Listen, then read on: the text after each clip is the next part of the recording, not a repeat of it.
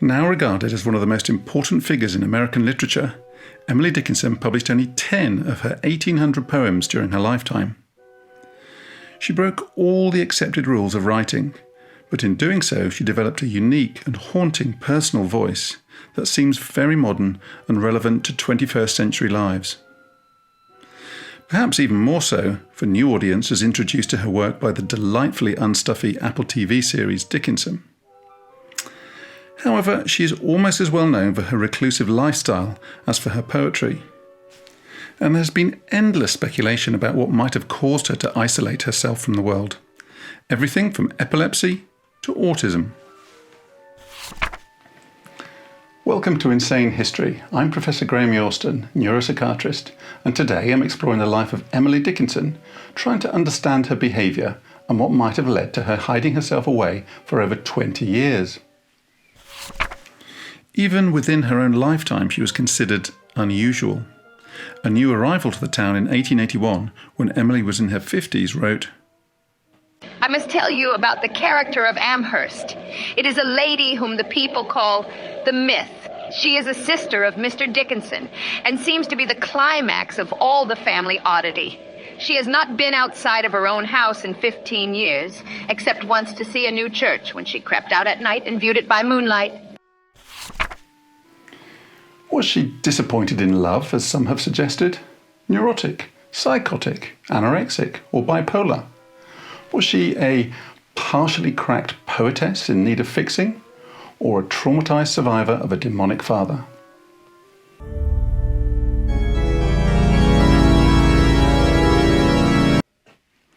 Or was her self-imposed isolation the rational decision of a woman trapped in a male-dominated society? Keep watching as I explain each of these theories and more to uncover the fascinating life and inner world of the elusive Emily Dickinson.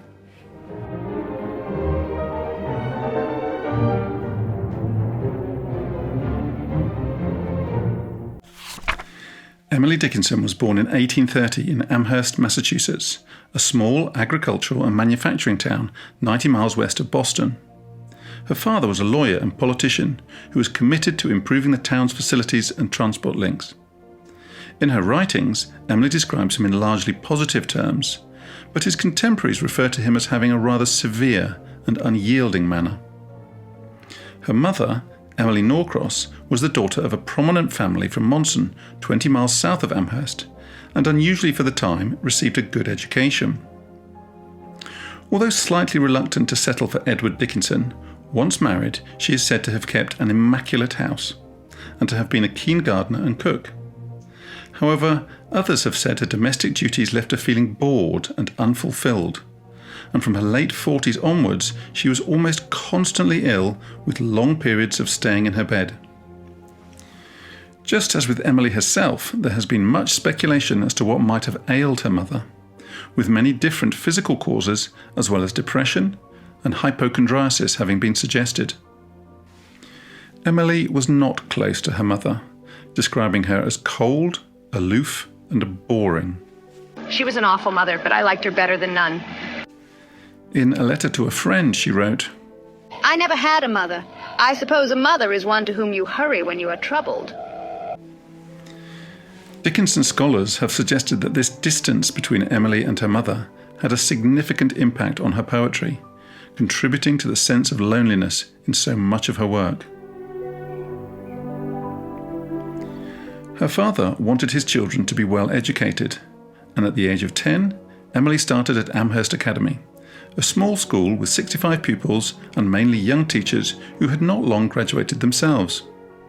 At around the same time, the family moved to a large new home overlooking the town's treeless and rather forbidding burial ground. Emily was described by her principal as very bright and an excellent scholar of exemplary deportment, faithful in all school duties. In her 14th year, she began to be troubled by the deepening menace of death, especially of those close to her after losing 3 friends in rapid succession. Her cousin of the same age then became ill with typhus. Emily visited her often, but when the girl's doctor forbade anyone to enter her room, she said, It seemed to me I should die too if I could not be permitted to watch over her or even to look at her face. She crept into her room and had to be dragged away. After her demise, Emily became so melancholic that her parents sent her to an aunt in Boston to recover. The change of scene worked. Her health and spirits improved, at least for a while, and she was able to return home and get back to school. The following academic year was not a good one, however. She attended for only 11 weeks, writing, I had a severe cough for several weeks, attended with a difficulty in my throat and general debility. I left school and did nothing for some time excepting to ride and roam in the fields. But it wasn't all doom and gloom. She was regarded as one of the wittiest girls in her school, and at 16 she wrote, I am growing handsome very fast indeed. I expect I shall be the belle of Amherst when I reach my 17th year. I don't doubt that I shall have perfect crowds of admirers at that age. She also had the self-confidence to be different to those around her in spiritual matters. Around this time, a wave of Protestant revivals was sweeping across America, seeking conversions or public declarations of faith. Most of Emily's peers made the commitment to become full members of the church. But despite showing some initial enthusiasm, and after much soul-searching, Emily eventually decided to stand alone in rebellion. At 17, she started at Mount Holyoke Female Seminary, 10 miles from Amherst, to put a final polish on her education. But she stayed for only 10 months, and one of these was spent at home with a cough. Why she left is unclear. Homesickness, poor physical health, her father wanting her at home, dislike of the excessively religious ethos, strict teaching methods and 13-hour day? Or was it the first sign of a mental disorder that would come to dominate her life?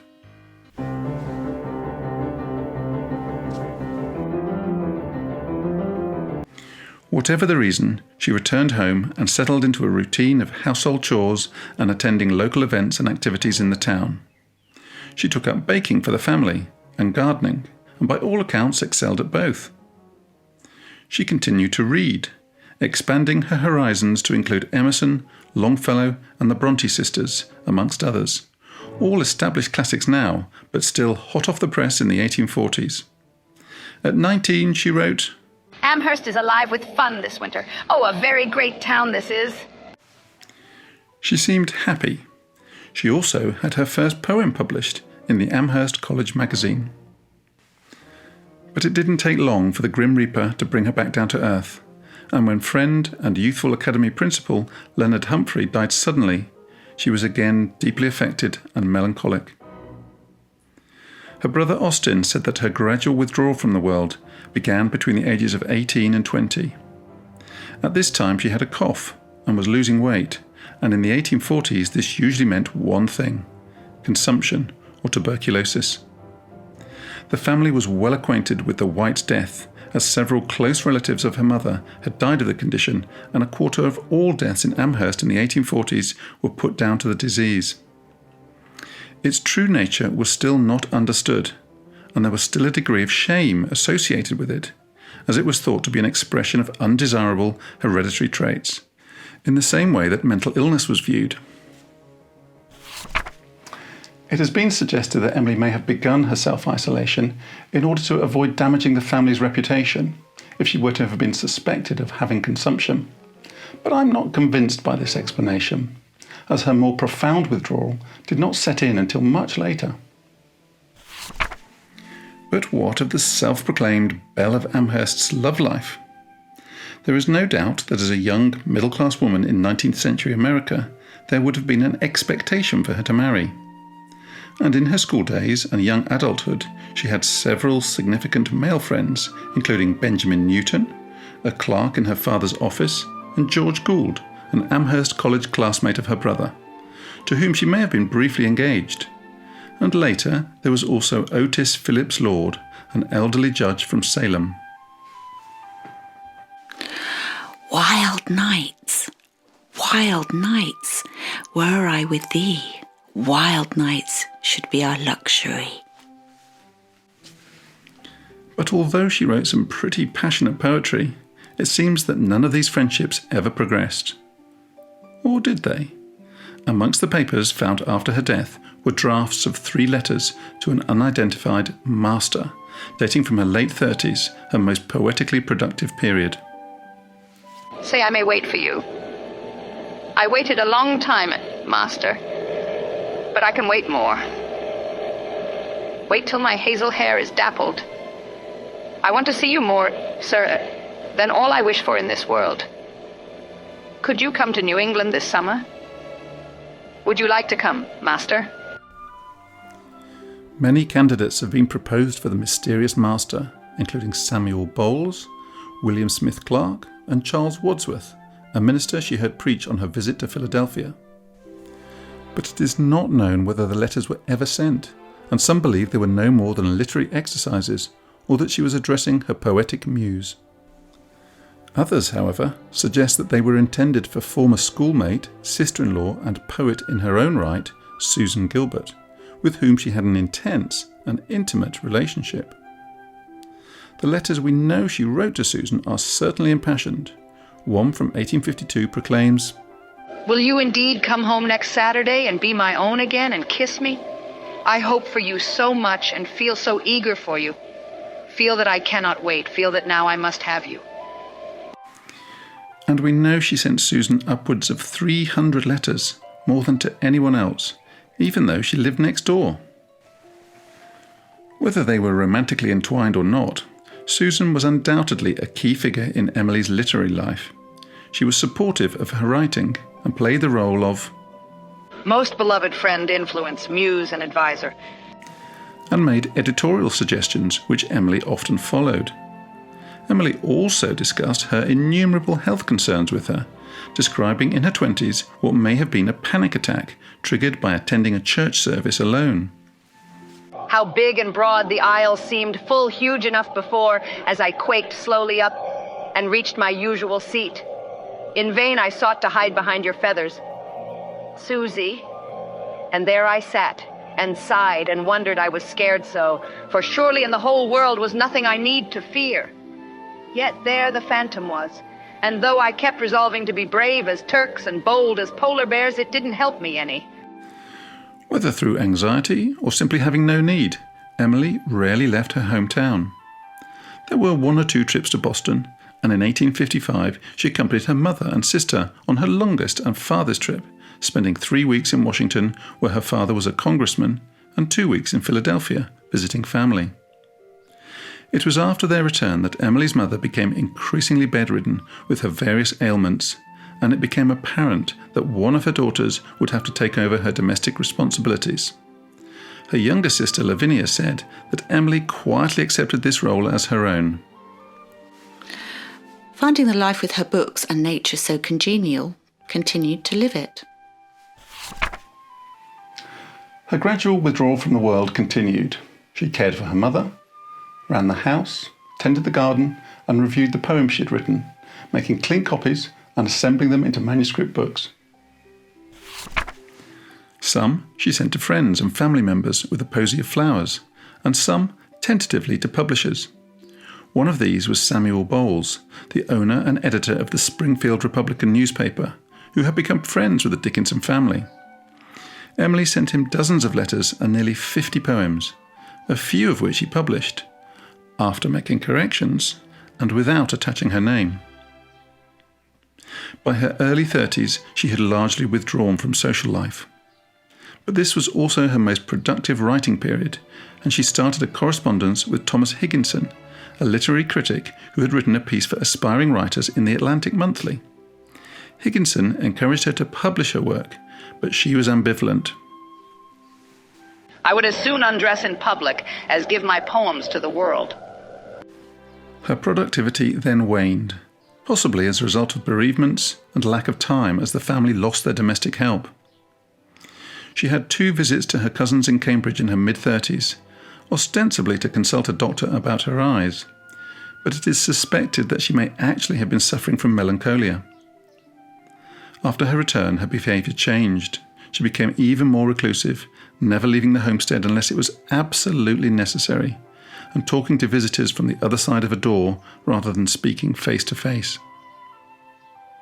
It has been suggested that these variations in creative productivity were due to bipolar affective disorder. But it seems to me perfectly normal that she would have had periods of being more or less active in her life. And given that there is so much documentary material about her, it is frankly inconceivable that she could have had a full-blown manic episode without somebody noticing. So, this is another theory that I think holds little weight. What about depression? Much has been made of her obsession with morbid themes, illness and death by rather dramatic methods. But she was also fascinated by the wonders of nature and wrote poems about flowers and science and love. And despite her physical isolation, she continued to make efforts to connect with people through messages and letters. 2/3 of her surviving correspondence comes from this period, and she loved being with children, sending them sweets down from her window on a string, all of which makes major depression unlikely. But regardless of whether she was high or low or somewhere in between, leave her home she would not. When Dickinson urged her to come to Boston so they could meet and discuss her work, she declined, writing, Could it please your convenience to come so far as Amherst? I should be very glad, but I do not cross my father's ground to any house or town. And it was not until 2 years later, when he made the journey to Amherst, that they finally met. Dickinson gives us one of the most detailed descriptions of her appearance. A little plain woman with 2 smooth bands of reddish hair, in a very plain and exquisitely clean white piqué and a blue net worsted shawl. And her personality? I never was with anyone who drained my nerve power so much. Without touching her, she drew from me. I am glad not to live near her. And although he helped publish her first collection of poems a few years after her death, he was also one of the first to suggest her mental frailty. In 1874, her father suffered a stroke and died. When the simple funeral was held in the homestead's entrance hall, Emily stayed in her room, with the door opened a crack. Neither did she attend the memorial service. Her mother also suffered a stroke a year later, leaving her paralysed and confused. The last 5 years of Emily's life were not easy. Her brother separated from his wife Susan and began a scandalous relationship with Mabel Loomis Todd, the wife of an Amherst College teacher, leaving Susan sick with grief and shame. Emily allowed Mabel to come to the house to play the piano and would have a maid deliver a flower or glass of wine to thank her for her performance, but she was never in the same room as her. In 1881, when she was 50, a major fire whipped up by high winds destroyed part of the town. Emily was up all night terrified and exhausted, took to her bed for a week to recover. She continued to write, but no longer edited or organised her poems. She also exacted a promise from her sister Lavinia to burn her papers when she died. Her mother died in 1882, and a few weeks later her nephew succumbed to typhoid. Emily was distraught. The dyings have been too deep for me, and before I could raise my heart from one, another has come. The doctor was called, but he had to make his assessment as Emily walked by the open door of her room in which he was seated. The physician says I have nervous prostration. Possibly I do not know the names of sickness. Nervous prostration was a commonly used term for what we would now call mixed anxiety and depression. Back then, it was also known as neurasthenia, hypochondriasis, and even the American disease, and was described by a professor of therapeutics thus: a man actively engaged in business or in public life presently finds himself unequal to his daily tasks. He suffers odd sensations in his head, his digestion is disordered, he is weak. Wakefulness, mental depression, and 1,001 new sensations of strange character and fearful portent are superadded. In June 1884, she talked of seeing a great darkness coming, and passed out while baking in the kitchen. She remained unconscious late into the night. A second episode occurred 4 months later, also lasting for several hours and leaving her confused for days. It has been suggested that these were the seizures of an epileptic disorder she suffered throughout her life. but Emily herself made it clear that the blackouts were the first she had ever experienced. The other evidence quoted for epilepsy is based on misunderstandings of 19th century medicine and is quite simply wrong. However, the idea that Dickinson had epilepsy has become so well accepted so quickly that it points to an over-eager desire by her fans to find an explanation for her behaviour that doesn't come with the baggage of a mental disorder label. It seems to me that the most likely explanation for her blackouts is that they were transient ischemic attacks or mini-strokes and had nothing to do with epilepsy at all. Her health improved for a while, but for the last 6 months of her life, she was mainly confined to bed. In May 1886, Emily Dickinson died at the age of 55.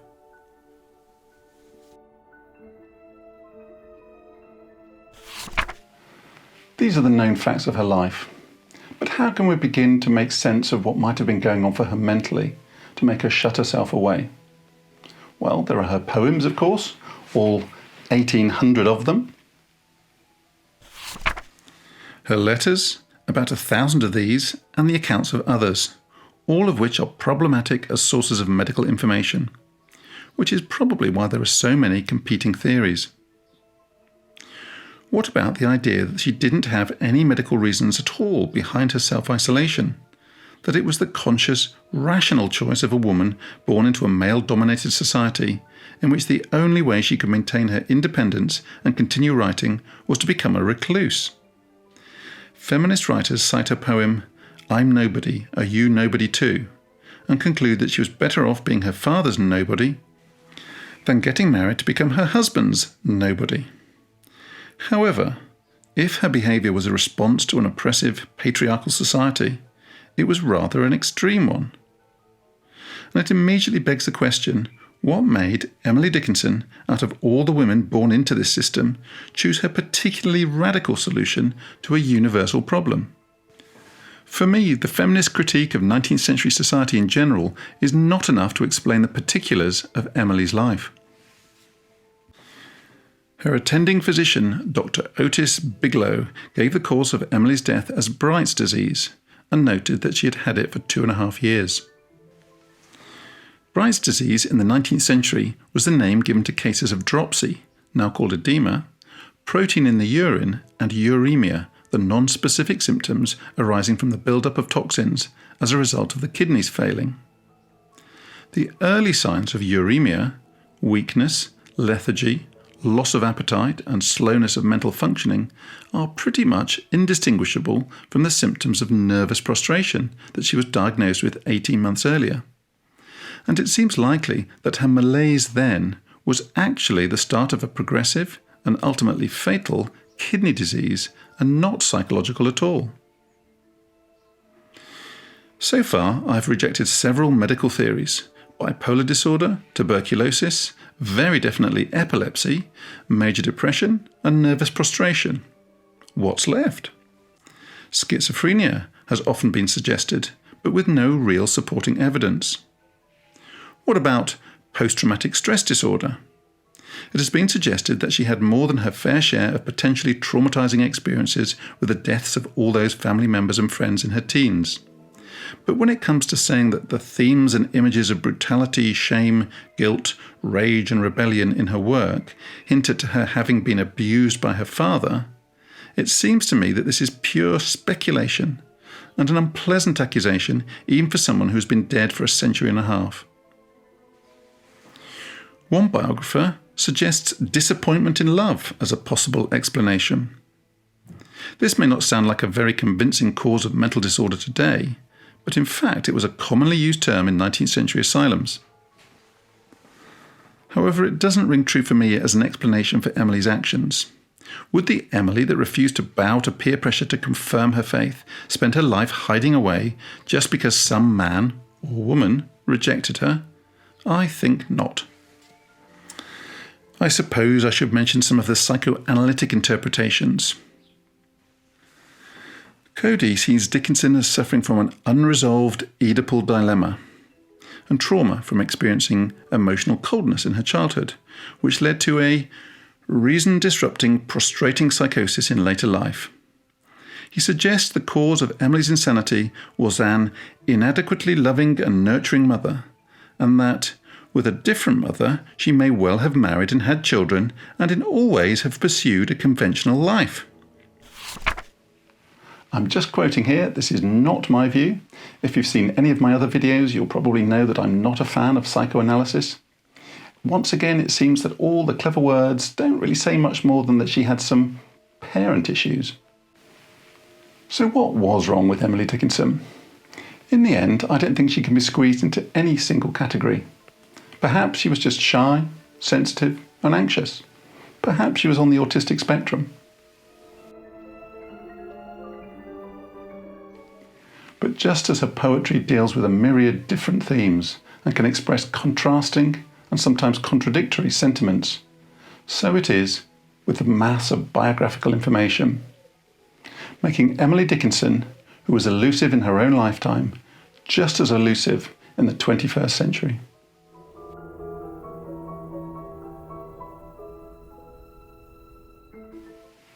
Thank you for joining me on this journey into the fascinating life of Emily Dickinson.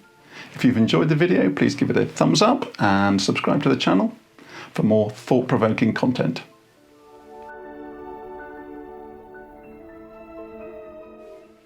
If you'd like to find out more about Emily Dickinson, there are her poems, of course, and her letters, and several different biographies, each giving its own particular slant on her life, and I've included some of these on my Amazon store page. Don't forget to hit the notification bell so you don't miss any of my upcoming videos, and if you have any suggestions for future topics, please leave a comment below.